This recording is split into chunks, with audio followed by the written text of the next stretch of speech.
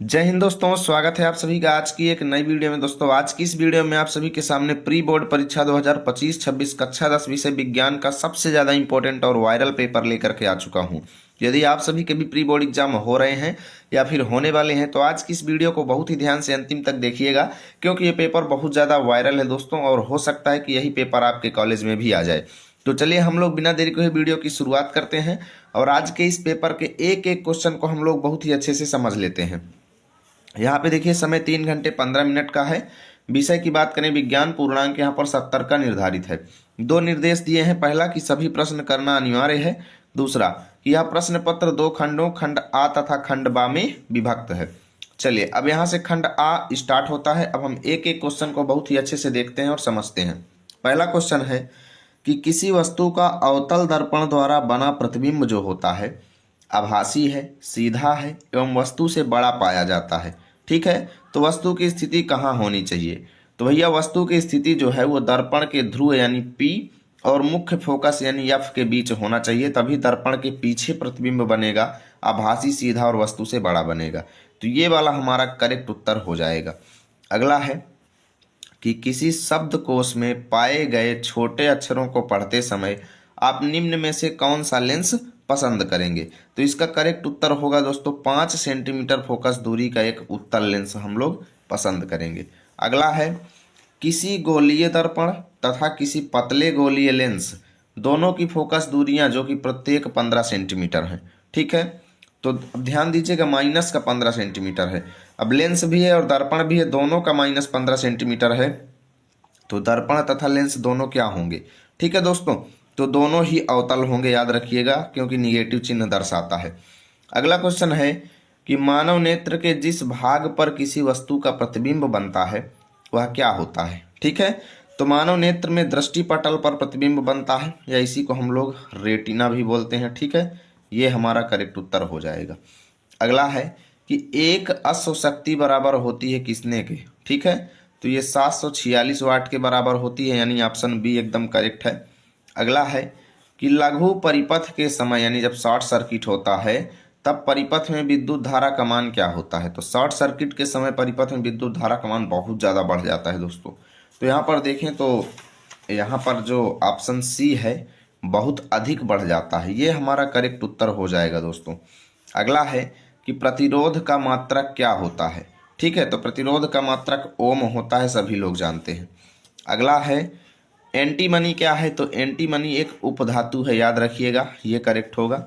अगला क्वेश्चन है दोस्तों कि लेड नाइट्रेट का रासायनिक सूत्र क्या है? तो PbNO3 का होल ट्वाइस, ये हमारा करेक्ट उत्तर हो जाएगा। अगला है निम्नलिखित में से असंतृप्त हाइड्रोकार्बन कौन सा है? ठीक है, असंतृप्त हमको पहचानना है, तो C2H4 जो है ये असंतृप्त हाइड्रोकार्बन है।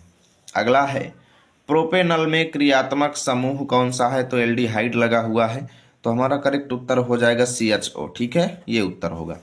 अगला है एसिटिक अम्ल का IUPAC नाम क्या होगा दोस्तों? है ना, तो एसिटिक अम्ल का IUPAC नाम होता है एथेनॉइक अम्ल। अगला क्वेश्चन है अम्ल नीले लिटमस पत्र को क्या कर देता है? तो अम्ल नीले लिटमस पत्र को लाल कर देता है, ऑप्शन ए एकदम करेक्ट हो जाएगा। अगला है कि वृक्कों यानी किडनी का कार्य क्या होता है? तो उत्सर्जन होता है, यानी ऑप्शन सी एकदम करेक्ट हो जाएगा। चलिए अगला देखते हैं कि पत्तियों पर कलियां किस पौधे में विकसित होती हैं? तो यहाँ पर देखा जाए दोस्तों, ठीक है, तो बायोफिल्म में। ठीक है, ये हमारा करेक्ट उत्तर होगा। अगला है आनुवंशिक विज्ञान के जनक कौन है? आनुवंशिक विज्ञान के जनक दोस्तों ग्रेगर जॉन मेंडल को माना जाता है, तो हमारा करेक्ट उत्तर होगा ऑप्शन सी। अगला क्वेश्चन है हमारे सामने कि दो DNA तंतु आपस में जुड़े होते हैं किससे? तो ये हाइड्रोजन बंध द्वारा जुड़े होते हैं। ठीक है, अगला क्वेश्चन है कि मुकुलन द्वारा प्रजनन किसमें होता है? तो मुकुलन द्वारा प्रजनन हाइड्रा में होता है। अगला क्वेश्चन है कि मेंडल का प्रायोगिक पौधा कौन सा था? तो उद्यान मटर था। ठीक है, 19वें का बी नंबर एकदम करेक्ट हो जाएगा। अगला है निम्न में से कौन सा एक मानव में मादा जनन तंत्र का भाग नहीं है? तो मादा जनन तंत्र का भाग यहाँ पर शुक्रवाहिका नहीं है, याद रखिएगा, यानी 20वें का सी सही होगा। चलिए अब हम देख लेते हैं वर्णनात्मक प्रश्नों को और एक एक क्वेश्चन को अच्छे से देख लेते हैं। यहाँ पे पहला क्वेश्चन है, पहले का पहला, कि दृष्टि दोष किसे कहते हैं, यह कितने प्रकार का होता है? दूसरा है हमें आकाश में इंद्रधनुष केवल वर्षा के बाद ही क्यों दिखाई देता है? दूसरे का पहला क्वेश्चन है कि उत्तल लेंस को अभिसारी लेंस क्यों कहा जाता है। दूसरा क्वेश्चन है कि अवतल दर्पण तथा उत्तल दर्पण के उपयोग आपको बताने हैं।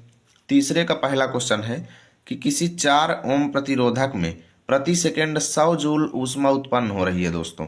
प्रतिरोधक के सिरों पर विभवांतर ज्ञात करना है। दूसरा क्वेश्चन है 20 ओम प्रतिरोध की कोई विद्युत स्त्री 5 एम्पियर विद्युत धारा लेती है, 30 सेकंड में उत्पन्न ऊष्मा आपको निकालना है। ठीक है।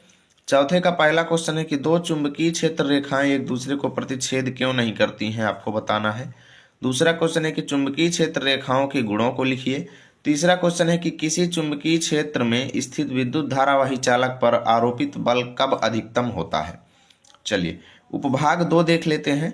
बोल रहा है संतुलित रासायनिक समीकरण लिखिए और 4 अंक ले लीजिए। ठीक है, तो हम लोग देख लेते हैं। यहाँ पे पहला क्वेश्चन है कि जब तनु सल्फ्यूरिक अम्ल दानेदार जिंक के साथ अभिक्रिया करता है तब का समीकरण लिखिए। दूसरा, जब तनु हाइड्रोक्लोरिक अम्ल मैग्नीशियम पट्टी के साथ अभिक्रिया करता है। तीसरा, नाइट्रोजन हाइड्रोजन गैस से संयोग करके अमोनिया बनाती है, उसका समीकरण लिखो। हाइड्रोजन सल्फाइड गैस का वायु में दहन होने पर जल एवं सल्फर डाइऑक्साइड बनता है, इसका आप समीकरण लिखो। चारों को आप लिखेंगे तो 4 अंक आपको मिलेगा। यहाँ पे छठवां क्वेश्चन बोलता है निम्नलिखित को कारण सहित समझाइए, 4 अंक आपको मिल जाएंगे। ठीक है, तो प्लेटिनम जो है ये सोना एवं चांदी का उपयोग, प्लेटिनम सोना एवं चांदी का उपयोग आभूषण बनाने के लिए क्यों किया जाता है, आपको बताना है। निष्कर्षण प्रक्रम में कार्बोनेट एवं सल्फाइड अयस्क को ऑक्साइड में परिवर्तित किया जाता है, क्यों आखिर। तीसरा है यहाँ पे 7वें का पहला क्वेश्चन है कि सहसंयोजी आबंध किसे कहते हैं। सहसंयोजी आबंध के 2 लक्षणों को लिखिए। दूसरा क्वेश्चन है कि निम्नलिखित यौगिकों के IUPAC नाम आपको बताने हैं। CH3 CH2 CHO, ठीक है, और CH3 CO CH3। यहाँ पे तीसरा क्वेश्चन है, बोल रहा है कठोर जल को साबुन से उपचारित करने पर झाग के निर्माण को समझाना है, 2 अंक आपको मिलेंगे। ठीक है, अथवा में आप इसको कर सकते हैं कि निम्नलिखित पर टिप्पणी लिखिए, 2-2 अंक का जो है 6 नंबर का। विकृत गंधिता, रेडॉक्स अभिक्रिया और स्टरीकरण अभिक्रिया। उपभाग 3 में देखिए बोला गया है जैव निम्नीकरणीय और गैर जैव निम्नीकरणीय पदार्थों के बीच अंतर बताइए, इनके उदाहरण दीजिए, आप 4 अंक ले लीजिए। ठीक है। 9वें का A नंबर क्वेश्चन बोलता है पौधों में जल का वहन, इस पर टिप्पणी लिखिए। मुकुलन विधि द्वारा प्रजनन, इस पर टिप्पणी लिखिए। 10वां क्वेश्चन बोलता है कि जाइलम एवं फ्लोएम की क्रिया विधि का वर्णन कीजिए, 4 अंक आपको मिलेंगे। 11वां क्वेश्चन बोलता है मानव आहार नाल का आरेख बनाइए और उसमें निम्नलिखित भागों को नामांकित कीजिए, मुख, ग्रसिका, आमाशय और छोटी आंत, 6 अंक आप ले लीजिए। अथवा में स्त्री केसर के स्वच्छ एवं नामांकित आरेख बनाइए तथा उसमें पराग नली की वृद्धि और बीजांड में उसके प्रवेश करते हुए आपको दिखाना है, 6 अंक मिलेंगे। यहाँ से दोस्तों मैंने पूरा पेपर आपको दिखाया, हालांकि खंड बा को मैंने सॉल्व नहीं कराया है। अगर आप लोग लाइक शेयर करेंगे और कमेंट करेंगे तो मैं इसका वीडियो सेकंड लेकर आऊँगा और खंड बा के एक एक क्वेश्चन को अच्छे से सॉल्व करा दूंगा। उम्मीद करता हूँ वीडियो अच्छी लगी होगी। प्लीज़ वीडियो को लाइक करें, दोस्तों के पास शेयर करें। मिलेंगे आप सभी के साथ अगली वीडियो में, तब तक के लिए जय हिंद, जय भारत।